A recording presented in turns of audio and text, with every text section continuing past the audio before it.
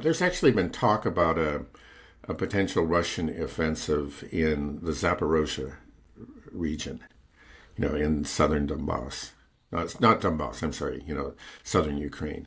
And just about a week ago, there was an intensive artillery barrage of positions on the Ukrainian side of the Dnieper in Kherson City. And there was some talk. It has since died away that maybe the Russians were planning some kind of river crossing there to retake Kherson. Um, but all along there's been talk, actually going back a couple of months, maybe 3 months or more, of a possible offensive in Zaporozhye. And the reason is that it's just that area, Kherson and Zaporozhye, which of course are right next to each other. There are a lot of Russian brigades there. There are 130,000 fully trained Russian soldiers, led by an experienced general. So people were wondering, what are they doing there? And then also, I guess if you look at um, if you look at the front lines there, they're pretty weak. They're not very well manned. The Ukrainians have pulled off a lot of their soldiers from that area, to and sent them to places like Kursk, of course, which is a fool's errand, but also to the southern Donbass, where so much of the fighting has been taking place. So it seems like it's a vulnerable part of the line, and it's also, Zaporozhye is one of the regions that Putin has made clear is Russian territory. So eventually, it's something that they want to take, and I think it would make military sense. I've made this argument, I think, at least a couple of weeks ago, that it would really make sense for them to launch an offensive before Trump comes into office, because if they can really collapse the Ukrainian line in one place and just achieve a really clear breakthrough before he comes into office, that'll make things easier for him to walk away from Ukraine. Because if it's clear that even to the most misled American consumer of news, that the Russians have the clear advantage of winning the war, and they understand that before he comes to office, then it's harder to blame Ukraine's defeat on Donald Trump. Mhm. So there is that, but and then also it is a region that they've said that it belongs to them, and clearly they're going to take, and it looks like it's also not very well fortified. The line is brittle there. It's not very well manned. And then behind them, there's just not much. It's sort of like what we're seeing also in the southern Donbass, is they're going through the last of the fortifications. Well, when you say Trump will just walk away, does that mean that there will be negotiations being entered into, or that simply Trump is just going to say, no more money, no more arms, Europe, this is your problem. You guys figure Right. it out and we're out. Yeah. The latter. I mean, he's made those statements. Of course, he's made all kinds of statements. But I think there's actually would be quite a bit of support. We've seen it in the past, in past votes taken within the Congress, quite a bit of support among the Republicans for significantly reducing aid to Ukraine, or maybe even just cutting off aid to Ukraine. Now, the problem is, of course, that if you have this narrative firmly established, like, okay, the Ukrainians can win this, they just need, a few more tanks or a few more missiles, or, and then you cut off aid, the line collapses, the Russians march to the Dnieper, then the blame game begins, and it'll be easy for the Democrats to say, look, the essentially the Republicans are stooges of Putin. They've helped him take this territory, and they don't want to do that. So that's that's going to constrain them. They don't want to be involved in this, but they don't want to be blamed for pulling out either. So if the Russians can achieve something major, it would make it easier. Even then it might not be possible, but it would make it easier. Just say that, okay, look, they clearly are losing. They can't win this war. What are we doing? But if things remain as they are, though, anybody who really is looking at, I think, at the situation objectively and thoroughly will understand that the Russians are winning, will win. But nobody in the U.S. is doing that, or hardly anyone. Again, the map is changing in favor of the Russians, but it's incremental still. And you still get these stories that say, well, okay, yeah, the Ukrainians are somewhat on the back foot there, but the Russians are suffering these horrific losses, and and their economy is about to collapse. So if we just hang in a little bit longer, the things will change. But I think if you see a march to the Dnieper, it'll just be harder to to give the war that kind of spin. So if the Americans pull out, Trump just says, we're out of here, then what happens? Does Ukraine just instantly collapse? I mean, who goes to the negotiating table? Well, what happens to Ukraine? Right. Well, I think that's pretty much true. And the Ukrainians themselves have said they really can't last more than because a couple of weeks, and maybe at the most a couple of months. Because we're funding the government. It's not just that we're giving them military aid. Right. It's their whole government is being supported by U.S. taxpayer dollars. Right. Yeah.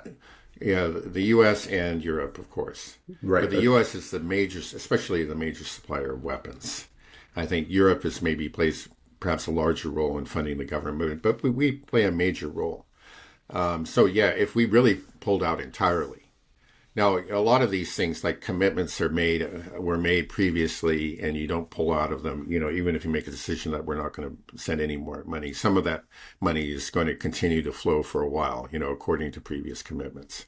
But I think you would see the results pretty soon on the front line, and it would obviously be a huge blow to morale. Which is already seems to be very, very low on the Ukrainian side.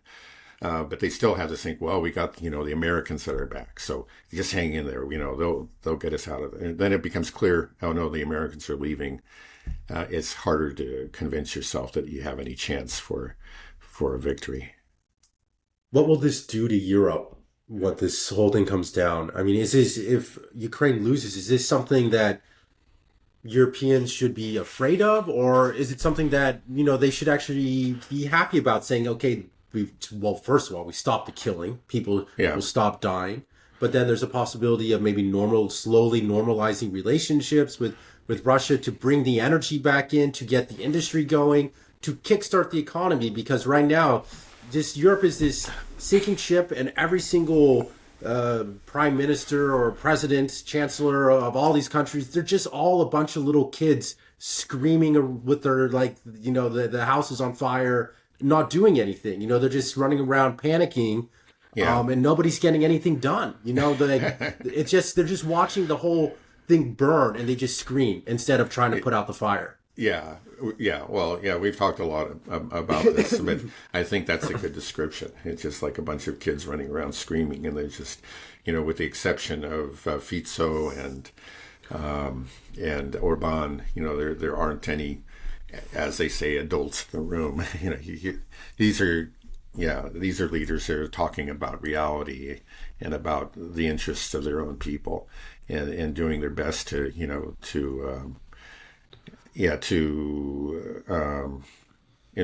protect and enrich their own people. They're responsible leaders, but the others are just nuts. Give you an example. A story came out very recently that the Prime Minister of Denmark had announced that she had purchased 3 days worth of canned goods. And she done that because 3 days. 3 days. That's what I saw. She going on a weekend camping trip. What is this? I thought, like, the first time, maybe I just read it wrong the first time. I thought the first time I saw it was 3 years. But then I looked at it again in 3 days, and other people commented that it's 3 days. So I don't know because it's just so silly, right? I know. But and she suggested that everybody do this, because of the possibility of a Russian attack. This is silly. Whether it's 3 years or 3 days, it's just silly. This is not going to get. This is not a solution. It's not reality. It's just hysteria. That's all it is. Yeah, it's really astonishing. I'm sure you've heard a lot of this crazy talk coming from Trump about retaking the Panama Canal, making Canada the 51st state, and also taking Greenland, buying it, or even potentially just taking it. first of all, these are very colonial type of language coming out. Like we got to retake Panama, fit for Denmark, but they're always blaming Russia being this imperialist colonial power of them taking it. But can anybody point to anything that Putin has said saying that he's going to take Denmark? Where we have Trump saying we're going to just take Greenland, which is owned by Denmark, that we're going to take it, and she's like, we better stock up on canned goods because these Russians. It's just putting like if Putin ever said anything like that, like what Trump just said in the past week about Panama, Canada, and Greenland, the West would lose its mind and just say, look at all this proof of Putin's intentions to conquer the world. They want to create become the world hegemon. We have to stop them. And Trump's just tweeting, maybe we take Greenland. We got to get Panama back, and make Canada the 51st state. Right. Yeah. So I don't know. What do you think about that? Him making those statements and just that's pretty juxtaposing wild. To Putin. Yeah. Well, I think you're the contrast that you've drawn is fair and should be made, and just. It is really wild talk on the part of, it's not what a U.S. president should be saying. It really isn't. I think it's kind of funny. It's entertaining, and I'm sure nothing will come of it. But it's not the way, a statesman talks. Let's just put it that way. Right. I mean, we had people like Lindsey Graham just openly saying like, oh, well, Ukraine's sitting on trillions of dollars worth of natural resources, and we got to take that. We can't let Russia and China get it because that's how they view the world. And Trump making statements like this kind of makes me think that he's thinking in similar way of Lindsey Graham, that we have to, Greenland's got all these resources and we just have to take it. And then it's this old fashioned colonial mindset game that they have. Yeah, no, I think that's true. I mean, the thing is, Trump is not a neocon. The neocons are about ideology, about exporting the revolution to the rest of the world. But that's not, he's not interested in that. Yeah, he is just sort of an old-fashioned colonialist. So when he did attempt at one point to pull out of Syria, but then he also said, hey, we're getting the oil. It was just like that's the way he looks at things. If we can just, as kind of as a crude business transaction. And that's not the way you're supposed to talk. I mean, I think clearly in the end, the ideologues, even though they use or maybe because they use very idealistic language, end up doing a lot more damage. They end up killing a lot more people than somebody like Trump and his crude acquisitiveness, we'll just say. Right.